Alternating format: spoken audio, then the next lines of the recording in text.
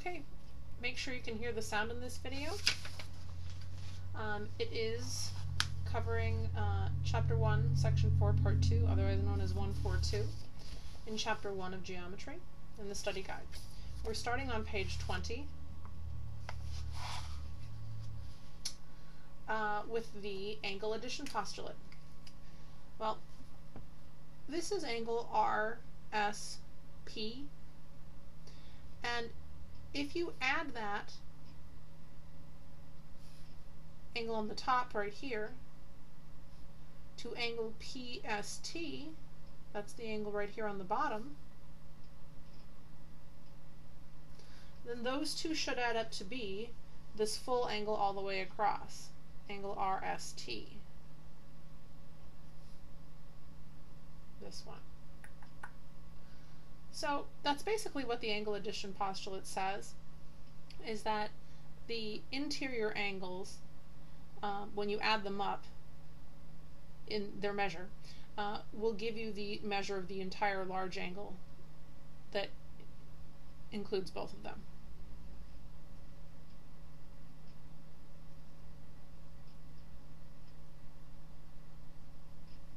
Okay. So here we can use that idea that the two parts, this angle and this angle, will add up to the full angle from G all the way over to J. They actually give us the measure of the full angle. They say that GFJ, the large one, is 155 degrees. So if that's the total of everything, what I can do is I can say, okay, then GFH, if I add that to HFJ, then I should get a total of 155 degrees for the full angle GFJ.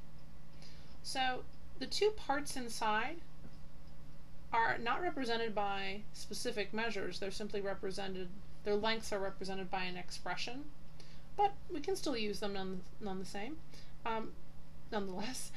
We can take 4x plus 4, which is the name of this angle inside, and add that to 4x minus 1, which is the name of the other smaller angle inside. And if you put those two together, you should get the full angle GFJ, which, as I said, is 155 degrees. So one part plus the other part equals the total amount all the way across. We've seen this basic idea when we were looking at the segment addition postulate. Now, if they want us to find the measures of these two angles, GFH and HFJ, first we'll need to figure out what x is. Once we figure out what x is, we'll be able to substitute that value into each one of these expressions and find the actual measure in degrees. So what I'm going to do first is just solve this like an equation. We have one variable x, and we can solve for that. I'm going to add 4x plus 4x and get 8x.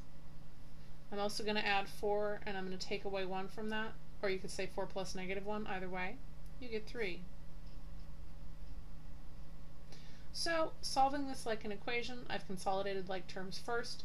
Next, I'm going to subtract 3 on both sides. And divide both sides by 8.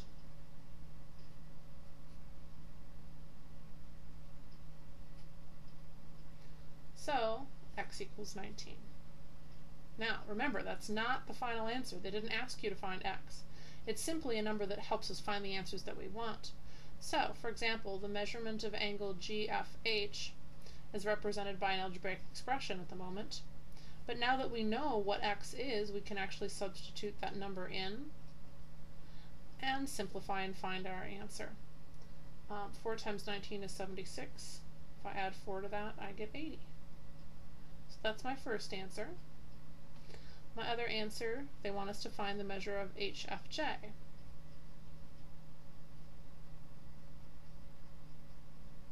Well, it was represented by an expression, 4x minus 1.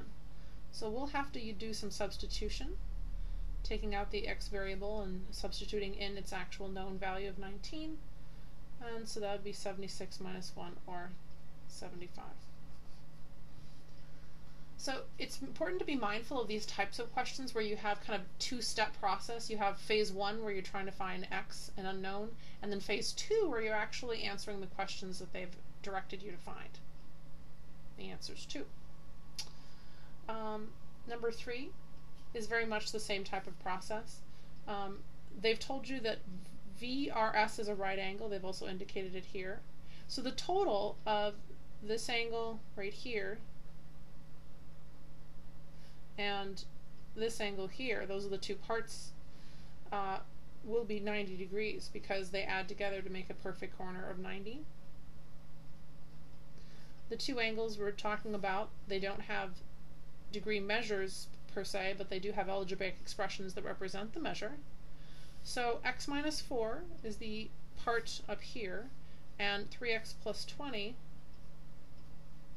I'm sorry, 3x plus 2 is that one down here. So if you add up the angle on the top here, plus the other part, the angle on the lower portion, you'll get the total all the way across, which is 90. So again, they simply want us to find the actual measure here and the actual measure there. So we'll do the same thing as I did in example 3. I'm going to solve this as an equation, try to find x, and then use the x value to find these two actual measures. So I have 1x plus 3x is 4x. Negative 4 plus 2 is negative 2. Just adding like terms in this side of the equation. Now I'm going to add 2 on both sides. So I get 4x equals 92. And then I would simply divide both sides by 4 in order to find an x value of, let's see, twice, 92 divided by 4 would be 23. Okay, so if x is 23, then how much is this angle up here? Well, angle VRT, that's this one, is represented by the expression x minus 4. But now that we know what x is, it's 23, we can find the measure of the angle to be 19 degrees.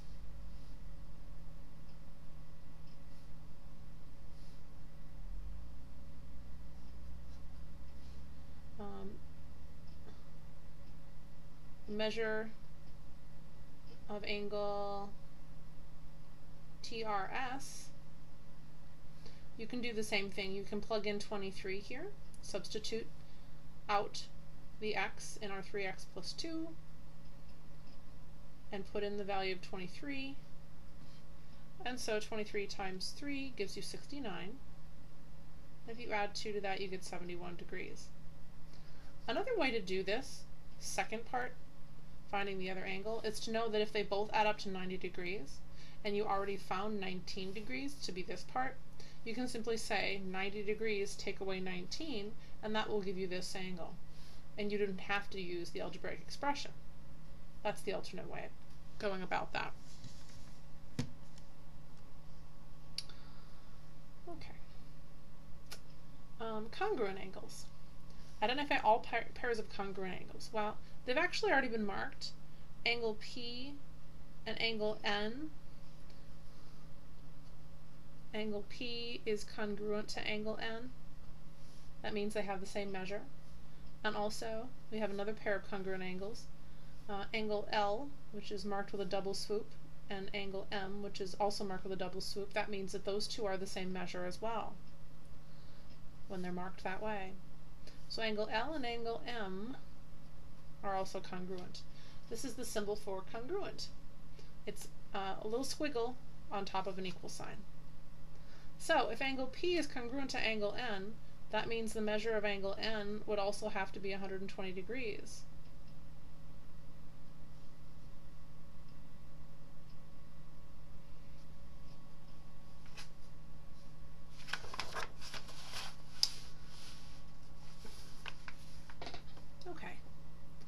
So, angle bisector. What is an angle bisector? Well, if I go back to the definitions, an angle bisector is a ray that divides an angle into two equal angles. So it's a ray. I suppose it could be a line or a line segment as well, but usually we see it as a ray that divides an angle into two equal halves. So if I were to draw, for example, an angle bisector for this as best I could, it would look like that. This is my angle bisector. It simply cuts another angle in two exactly equal pieces. So what can we do with this concept? Well, it says in this example, back on page 21, that WY is an angle bisector. It bisects angle XWZ. So if XWY, that's this one, is 29 degrees, they want you to find the measure of XWZ. Well, if this small part here is 29 degrees, then this other half over here would also have to be 29 degrees because WY cuts it exactly in two equal pieces. So 29 would have to match with 29. So the entire angle XWZ is simply 29 plus 29, which is 58 degrees.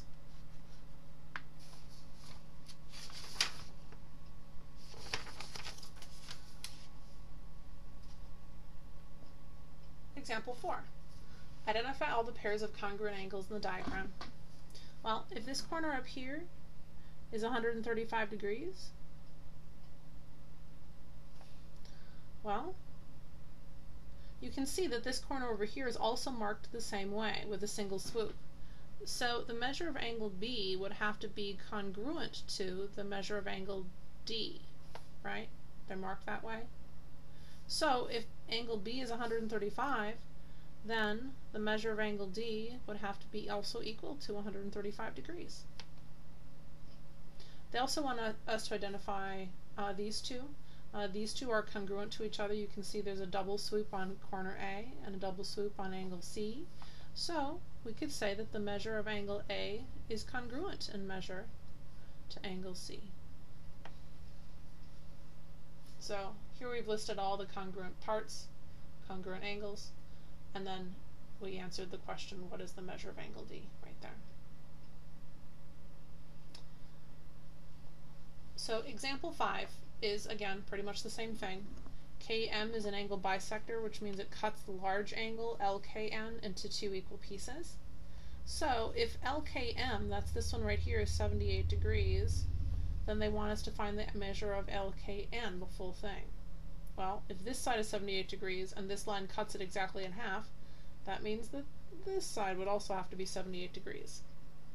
So the measure of angle LKN is 78 degrees plus 78 degrees, right? Which gives you 156 degrees.